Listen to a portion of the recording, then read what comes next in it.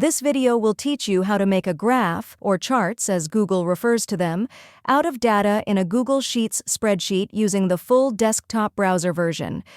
Go to https://sheets.google.com in your browser. If you have a spreadsheet with data already in it, click it and then skip to the Select Your Data step. Create your headers. Enter your data. Select your data. Click Insert. A drop-down menu will appear. Click Chart. Clicking it creates a default chart from your data and brings up a window in the center of the page.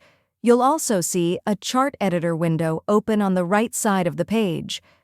Select a chart format. Click the Chart Type box at the top of the window, then click a chart format in the drop-down box that appears. The chart in the middle of your spreadsheet will change to reflect your selection. You can click Data Range to change the data range that's included in your chart. Click the Customize tab at the top of the chart window to change the chart's appearance, labels, and so on.